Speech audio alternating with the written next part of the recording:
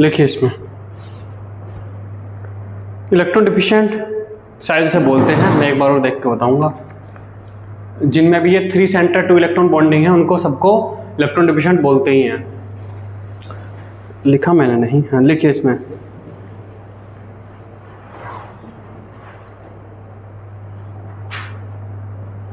Sir जो all electron species होती हैं, हाँ अगेन थोड़ा सा रुक जाइए। ये जो हाइड्रोजन होते हैं इन्हें टर्मिनल H बोलते हैं ना, इन्हें बोलते हैं टर्मिनल H। ये वाले जो होते हैं इन्हें बोलते हैं ब्रिजिंग H, ब्रिजिंग हाइड्रोजन है, ब्रिजिंग H इन्हें बोलते हैं। हाँ बताइए। सर जो इलेक्ट्रॉन स्पीशीज होती हैं उनका जो ऑल इलेक्ट्रॉन होता है वो कब हाइब्रिडाइज्ड ऑर्बिटल में होता है और कब नहीं, इसको जो हिस्सा है फिर हमेशा होता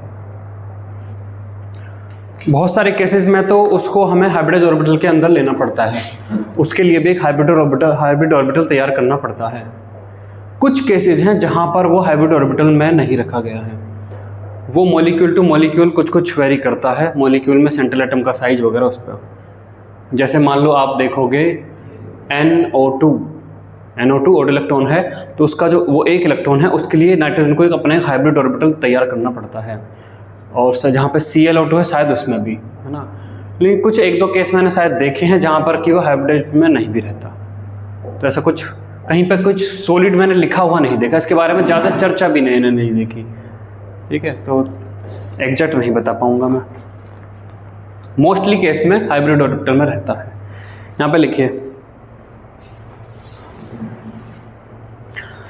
यहाँ पे कहता है कि वो जो ये जो B2H6 है इसमें आप टर्मिनल हाइड्रोजन को हटा के आप मिथाइल ग्रुप ला सकते हो। दैट मीन्स आप इसे B2H2 B2H2 और CH3 ये बना सकते हो। इनको हटा के यहाँ पर CH3 रिप्लेस कर सकते हो। लेकिन अगर आप ब्रिजिंग हाइड्रोजन को रिप्लेस करने की कोशिश करते हो तो मॉलिक्यूल रप्चर हो जाता है, मॉलिक्यूल फिर टूट जाता है। आप इसे ऐसे भी मान सकते हो कि ये छोटा हाइड्रोजन है तो इस तरीके से पूरा सेट बन पा रहा है क्योंकि तो साइड में लगे हैं, लेकिन बड़ा लाने की कोशिश करते तो वो यहाँ पर इस तरीके का वो ब्रिजिंग नहीं बना पाता है ना। तो लिखिए इसमें 4 terminal hydrogen atoms, 4 terminal hydrogen atoms can easily be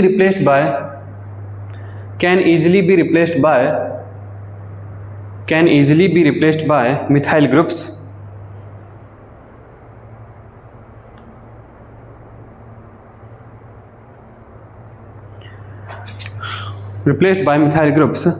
but when 2 bridging hydrogen atoms are attacked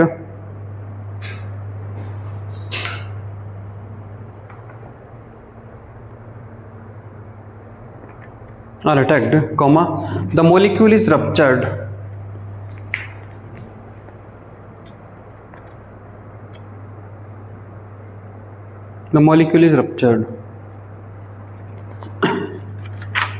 हाँ लिखा हुआ है। नेक्स्ट लिखिए, diborane is an example of electron deficient compound. Diborane is an example of electron deficient compound.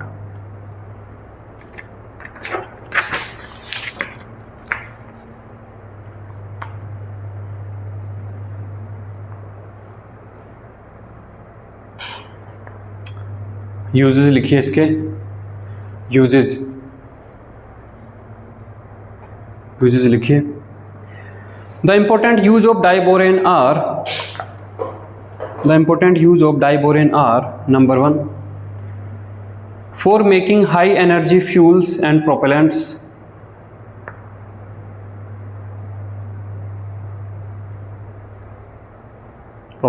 Full stop. Propellant नहीं जानते हो? Rocket fuel में वो तभी तो ऊपर जाएगा, न्यूटन के 3rd लॉ से। प्रोपेलेंट ये है ना, कोई तुमने उसमें सरसों का तेल भर के आग लगा दी तो इतना धीमे धीमे जलेगा, वो क्या थ्रस्ट बनाएगा? प्रोपेलेंट के लिए फ्यूल को इतनी तेजी से जलना पड़ेगा कि वो इतना थ्रस्ट बना सके कि काम आ सके। वो रॉकेट तो घर में बना हाँ, रॉकेट घर में बना सकते हो आप। यूट्यूब पे देखिए, बहुत सारे जो खुद के घर में बनाए हुए बहुत सारे रॉकेट हैं जो 1-1 किलोमीटर ऊपर तक चले जाते हैं। कैमरा माउंट करते हैं, ऊपर तक 1 किलोमीटर चला जाता है। उसमें फिर वो भी होती है, ये पैराशूट भी लगा देते हैं, फिर आराम आराम से लैंड होता है। वो बड़े बड़े रॉकेट बना देते हैं, 20-20 फुट ऊँचे भी। प्रोपेलेंट भर दिया उसमें, ऊपर जाएगा जाएगा, और क्या करेगा वो। तो सर मैं अगर नॉर्मल अपना ढांचा से बना के B2H6 जो आप उसमें B2H6 की जगह और भी बहुत आसान वाले भी हैं, मतलब कि और बहुत सारे प्रोपेलेंट इस तरीके के आप भर सकते हो। हाइड्रोजन भी भर सकते हो, या फिर आप सिंपल और भी कुछ प्रोपेलेंट से आते हैं, जैसे कि शुगर प्लस समथिंग का कुछ, वो भी भर सकते हो। तुम्हें पता है कि जो आटा चक्की रहती है उनमें धमाका हो जाता है। जो बड़ी बड़ी आटा चक्की होती हैं, शुगर मिल होती है, उनमें धमाका हो जाता है, पूरा बड़ा धमाका, जैसे बम विस्फोट हो गया हो। मर जाता है वो। मतलब धमाका हो जाता है आटा चक्की में, आटे की वजह से धमाका हो जाता है। ये पता है? जो आटा है, आटा जैसे पिस रहा है, तो बहुत फाइन आटे के पार्टिकल हवा में हैं। आटा स्टार्च है और उसमें आग लग जाती है। अगर गेहूं का दाना तुमने लिया, माचिस की तिल्लिया से खींचोगे तो आग लगेगी? नहीं। लेकिन अगर वही आटा पाउडर्ड फॉर्म में, बहुत फाइन फॉर्म में, तुम ऐसा आग लगो, ऐसे जल जाएगी। जैसे गैस, जैसे एलपीजी गैस पूरे रूम में फैलेगी तो धमाका हो जाता है। ऐसी अगर वो आटे के फाइन पार्टिकल पूरे उसमें फैले पड़े पूरी चक्की में, कहीं से चिंगारी हुई, धमाका हो जाएगा। ऐसी चीनी वगैरह की जो मिल है उसमें फाइन पाउडर उड़ता रहेगा, वहाँ धमाका हो जाता है। ठीक है? तो उसी तरीके से इस तरीके के बेस्ड के भी वो रॉकेट बनाए जा सकते हैं जिनमें कि फ्यूल इस तरीके से उड़े, है ना। B2H6 का एक यूज मैं तुमसे एक्सपेक्ट करता हूं जो तुम्हें पता होना चाहिए, बताइए। B2H6 का यूज बताइए एक। Hydroboration oxidation, organic chemistry. देखिए, फॉर प्रिपेयरिंग हाइड्रोकार्बन्स,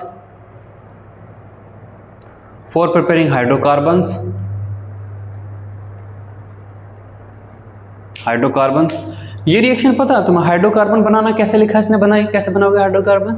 सर बस वो नहीं, B2H6 से थोड़ी है वो, उससे तो है भी। RC ट्रिपल बॉन्ड CR', पहला यहाँ पर BH3.THF, ये एक्चुअली में B2H6 ही है। हाँ, और CH3COOH क्या बनेगा अब? सिस एल्कीन यहाँ पे बन जाती है। लेकिन BH3 नहीं होता इसमें, शुरू में वो वाला होता है OMBN वाला, सी मतलब शायद CS, जरा यही रहता है, ये बनती है सिस एल्कीन। हाँ ये। और यहीं पर अगर तुमने ये कर दिया BH3.THF, यहाँ पर अगर तुमने क्या कर दिया, यहाँ पर H2O2, NaOH, तो आपका यहाँ पर मिलेगा RC डबल बॉन्ड C, यहाँ पर H लग जाएगा, यहाँ पर आपका OH, ये आपका फिर टोटोमराइज हो जाएगा, है ना, टोटोमराइज हो जाएगा। R बॉन्ड यहाँ पहुँचा देंगे, इस H को यहाँ पहुँचा देंगे, RCH2, C double bond O, R' ये बन जाएगा। ठीक है, तो हाइड्रोकार्बन बना सकते हैं। डबल बॉन्ड अगर हुआ तो एल्कोहल बना सकते हैं। तो लिखिए hydrocarbons, alcohols, ketones,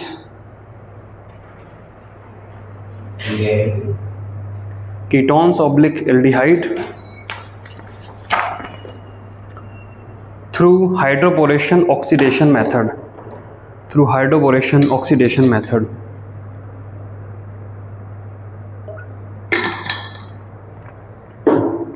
hydroboration oxidation method.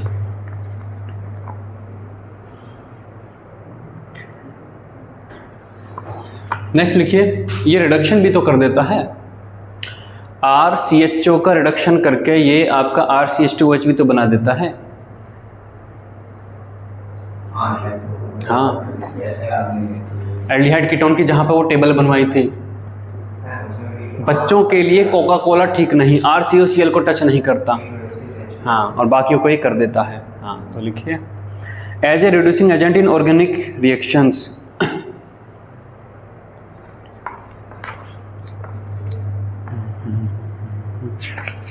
ठीक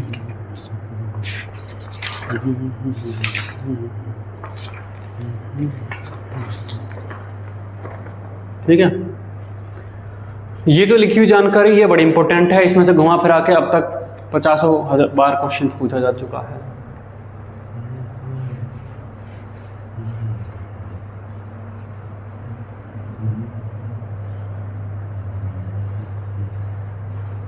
एडवांस की टेस्ट सीरीज चलेगी, वो डायरेक्टली फुल सिलेबस चलेगी। हाँ, सारे फुल टेस्ट फुली पेपर के बने हुए हैं भाई ये तो।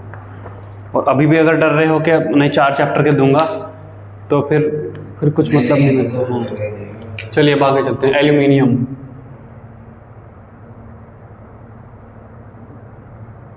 एल्यूमिनियम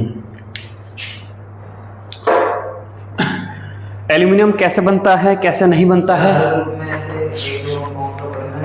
हाँ, एक दो कंपाउंड का पढ़ना है। एक दो एलिमेंट्स का पढ़ना ही पढ़ना है इस तरीके से। हाँ पढ़ना भाई, मेटलर्जी। तो इसमें ये ऑलरेडी डिस्कस्ड इन मेटलर्जी, वहाँ पे जाकर आप पढ़िए। प्रॉपर्टीज से हम बात करेंगे, प्रॉपर्टीज। ठीक है, तो देखिए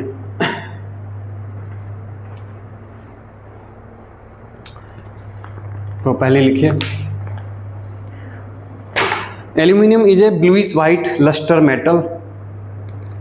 aluminium is a bluish white, आप फ्रेशली कट कराएंगे तो ब्लूइश वाइट है ये, bluish white lustre metal. Stop. The lustre is destroyed, the luster is destroyed on long exposure to air, on long exposure to air, due to formation of thin film of, due to exposure to air, due to formation of a thin film of, due to formation of a thin film of oxide on the surface, oxide on the surface, full stop। ठीक है, एक second में आता हूँ। चलिए next है, the density of aluminium is 2.7 ग्राम पर ml।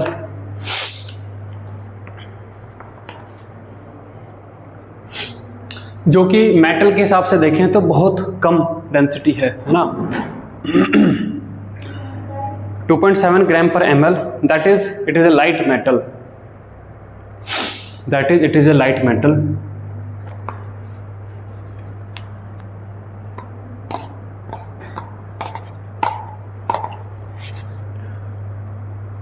अगर आप देखें तो सोडियम, मैग्नीशियम, इन सब की ये भी मेटल थी, इनकी डेंसिटी भी कम है, लेकिन ये काफ़ी सॉफ्ट है। आप इनसे ऐसा नहीं कि मेटल की कुछ रोड बना लोगे, सोडियम मेटल की कुछ रोड बना लो, ऐसा नहीं है। और ये रिएक्टिव भी है। ये एरोप्लेन को इतने मतलब उससे कि अगर कुछ हो गया तो एकदम फट जाएगा ये। एरोप्लेन्स वगैरह तो इतना उससे क्यों ऐतिहासिक ले जाया जाता है, वो ट्रक वगैरह से लगा के। कहाँ? एयरपोर्ट वगैरह। एहतियात से? वो तो टो करके उसे रनवे पे लेके जाते हैं। अच्छा, लेकिन मतलब इतना ध्यान से कि मतलब ये उसमें ज़्यादा मतलब बहुत ज़्यादा ही करते हैं, ऐसा कुछ क्या रहता है उसमें? ध्यान से नहीं भाई, जब इतनी सी छोटी सी वो ट्रैक्टर इतने बड़े प्लेन को खींच रहा तो भगा के ले जाएगा उसे। ट्रैक्टर सिंपल ही तो ट्रैक्टर रहना है वे, या तो ट्रैक्टर रहते हैं या सिंपल वो टोइंग वाला मशीन वो रहती है मशीन से। 40 से 50 हॉर्स पावर उसमें कुल ताकत है। और जहाज में कितनी ताकत है, एरोप्लेन में कितनी ताकत है? ट्रैक्टर के इंजन में है 40 हॉर्स पावर ताकत, और उसमें कितनी ताकत है एरोप्लेन में? 40,000। तो तुम्हें लग रहा है कि 40 वाली चीज उसे भगा के ले जाएगी रनवे पे? भाई वो मुश्किल से उसे खींच रहा होता है। वो बस तुम्हें लग रहा होता है कि देखो कितने होले होले ले जा रहा है, वो मुश्किल से उसे खींच के रनवे पे ले जा रहा होता है ना।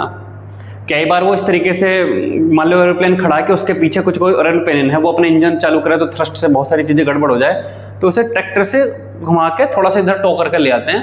बस इतना रहता है उसका काम, और कुछ नहीं है। और वो नॉर्मल महिंद्रा के ट्रैक्टर रहते हैं वे, सिंपल ट्रैक्टर रहते हैं वे, हाँ, ट्रैक्टर रहते हैं छोटी सी इसी तरीके की ट्रैक्टर जैसी मशीन रहती है जिसका टॉर्क ज़्यादा होता है, बस ये रहते हैं।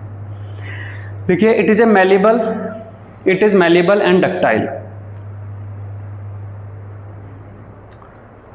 It is malleable and ductile. It is malleable and ductile, full stop. It is a good conductor of heat and electricity. It is a good conductor of heat and electricity.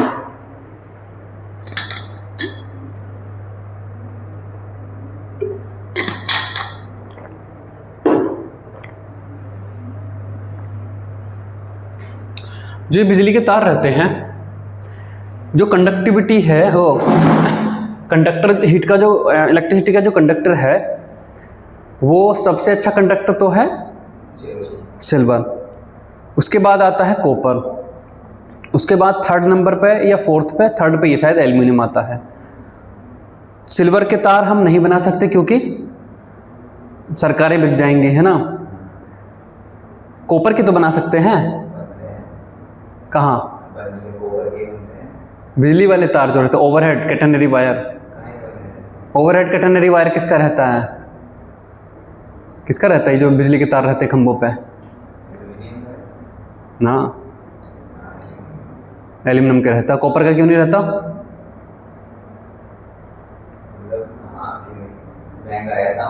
महंगा है। तांबा है लगभग 1000 रुपये किलो, एल्यूमिनियम होगा 200 250 हाँ 200 रुपये kilo. Aluminium है लगभग 225 रुपये किलो। मैंने अभी एल्यूमिनियम का प्रेशर कुकर बेच के स्टेनलेस स्टील का लिया था, तो एल्यूमिनियम उसने खरीदा था 200 रुपये किलो खरीदा था। तो एल्यूमिनियम में 250 रुपये किलो और डेंसिटी भी कम है तो आएगा भी कम। इतना जितना बड़ा ये पेन है उसमें एल्यूमिनियम आएगा मान लो कि 50 ग्राम, तो उतने ही उसमें कॉपर आएगा 200 ग्राम, है ना, वो भी है। ठीक है, तो एल्यूमिनियम सस्ता पड़ता है।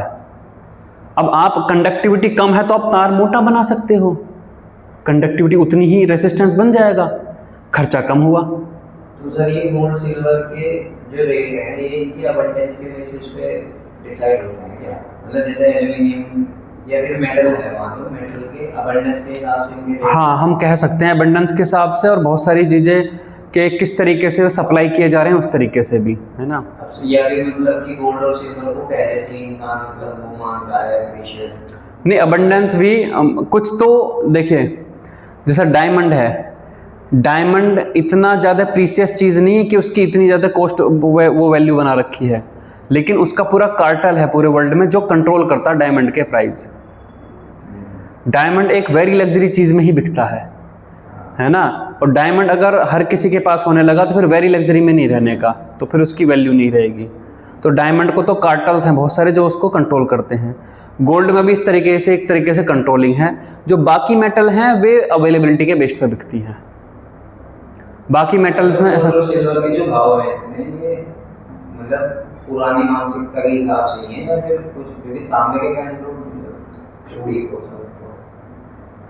उसको स्टैंडर्ड बना लो, तांबा महंगा हो जाएगा, इस वजह से है। मुझे तो गोल्ड की ये सब चीज़ें पहननी बेवकूफ़ी से लगती है। जैसे हमारा एक दिन यहाँ पे जो कारपेट है उस पर एक कान का एक छोटा सा झुमका सा वो पड़ा था, है ना। तो पहले रंजन सर उठा के ले, देखिए सोने का किसका है भाई, किसका गिर गया ये। अब हम 3-4 लोगों में से किसी को नहीं पता चल रहा कि वो सोने का है या नहीं है। घिसका कैसे पता चल जाएगा? घिसका देखने पे भी वो ऐसे ही निकल रहा था, हल्का सा घिसने पे भी ऐसे येलो ही निकल रहा था। फिर मैं जो है घर पे ले गया, मैंने वाइफ को दिखाया कि ये है सोने का, कि यूँ कहाँ पड़ा मिल गया। फिर मैंने बताया कि ऐसे मिला, फिर चपड़ा मिला तो सोने का नहीं होगा। उसे भी नहीं पता कि सोने का है। जब ये पता ही नहीं चल रहा कि सोने का है नहीं है तो आर्टिफिशियल क्यों नहीं पहन लेती है औरतें? जब 4 लोग हम 5वीं वो नहीं पता चल रहा किसी को कि ये सोने का है या आर्टिफिशियल मेटल का है, तो सोने के लिए जो दीवानगी है वो तो पागलपन ही हुआ ना। जब तुम्हें एक ऐसी मेटल का वो पहनना जिसपे जो कि काला वाला ना पड़े, जो चमकता सा दिखे, तो भाई आर्टिफिशियल पहनो, क्यों फालतू पैसे खर्च कर रहे हो, है ना। मुझे तो उसमें कुछ वर्थ लगती नहीं, है ना। जैसे ये है, जैसा ये दिख रहा है चमकदार, ऐसा ही प्लेटिनम दिखता है। ये स्टेनलेस स्टील है, स्टेनलेस स्टील पे जो है पॉलिशिंग है, निकल समथिंग की पॉलिशिंग है। ऐसे ही प्लेटिनम दिखता है। अब प्लेटिनम है कितना, 80। चलिए तो ये जो ओवरहेड, इन्हें बोलते हैं ओवरहेड कैटेनरी वायर्स, जो सड़क पर ऊपर जाते हैं, है ना। ये अगर आप देखें तो ये जो वायर है ये ट्विस्टेड वायर होते हैं, ये वायर ट्विस्टेड होते हैं। ऐसा देखिए उनमें लपेटे से ऐसे रहते हैं, लपेटे रहते हैं। वे सिंगल ऐसे स्ट्रेट क्यों नहीं रहते? स्ट्रेट रहेंगे तो अगर मैं स्ट्रेट अगर इसे बेंड करूंगा तो इसका ये वाला सिरा अंदर ऐसे मर्ज करेगा और बाहर वाला सिरा स्ट्रेच होगा। ये है, मैं जो एल्यूमिनियम के वायर उन्हें जो लोहे के सरिये आते हैं उस तरीके से बना दूं, इतना मोटा बस, तो दो खंभों के बीच में सैग तो होगा ही, वो ऐसे सैग होएगा, हवा में भी झूलेगा ऐसे।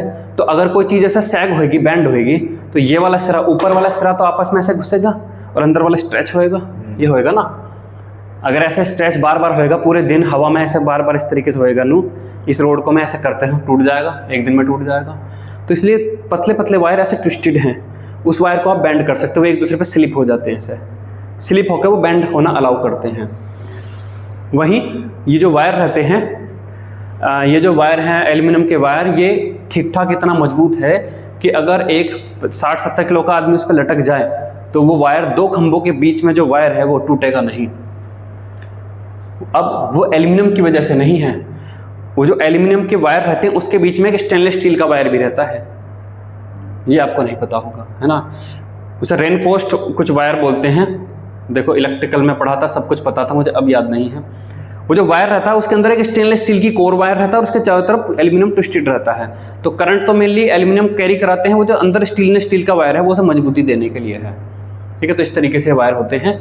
कॉपर के इसलिए नहीं लगाते क्योंकि कॉपर का लगाने पे बहुत महंगा पड़ जाएगा। गोल्ड खरीदना इसलिए वो बढ़िया है कि ऐसा टाइप से मानेंगे तो हाँ बढ़िया है। अदरवाइज अगर आप यही दिखाना चाह रहे हैं कि गोल्ड पहना है तो फिर मुझे कोई ज़्यादा बुद्धिमानी उसमें नहीं लगती है ना। डायमंड तो और ज़्यादा मुझे वो लगता है, यानी कि सोने के बिस्किट खरीद के रख लो, ना कि अंगूठी। कम से कम मेकिंग कॉस्ट तो देनी पड़ेगी, 15-20% तो मेकिंग कॉस्ट आती है। कॉपर का वायर आज भी माइनिंग के बारे में पता है? हाँ पता है, मतलब ऑपरेशन एग्जैक्ट ग्राउंड लेवल पे कैसे हो रहे हैं वो नहीं पता है, बस मेटलर्जी होती कैसे है, किस किस तरीके से वो पता है। नहीं, इंडस्ट्री में एग्जैक्ट कैसे प्लांट चल रहा होगा, कौन कौन सी चीज़ें, वो तो फिर 15-20 दिन जाके यहाँ पर सीखना पड़ेगा। कोई मशीन कैसे काम कर रही है, क्या क्या एग्जैक्ट डिटेलिंग है, किताबों में इतना बारीक थोड़ा लिखा रहता है। माइनिंग इंजीनियर बनता क्या है? माइनिंग इंजीनियर क्या बनता है? माइनिंग 3 इंजीनियर हैं, मिनरल इंजीनियर हूँ मैं, मिनरल इंजीनियर। मिनरल बताया मैंने। माइनिंग इंजीनियर होता है जो माइन में से जो ये निकलता है, माइनिंग इंजीनियर होता है कि आयरन ओर है वो माइन के अंदर से निकाली जाएगी, पहले ट्रक में भरी जाए, डंपर में भरी जाएगी, बड़े डंपर होते हैं वे। ये वो सीखता है, वो ये सीखता है 4 साल में। हाँ, ये कैसे निकाल के ट्रक। तुम्हें ये काम आसान लग रहा है? नहीं आसान। अगर कोई अंडरग्राउंड माइन है, मान लो कोयले की खान है, अंडरग्राउंड है, अंदर कोयला है और ऊपर इतनी सारी 100 मीटर तक मिट्टी है, तुम ये निकाल दोगे तो मिट्टी ना गिर जाएगी, दबना जाएंगे लोग, कैसे निकालोगे इसमें?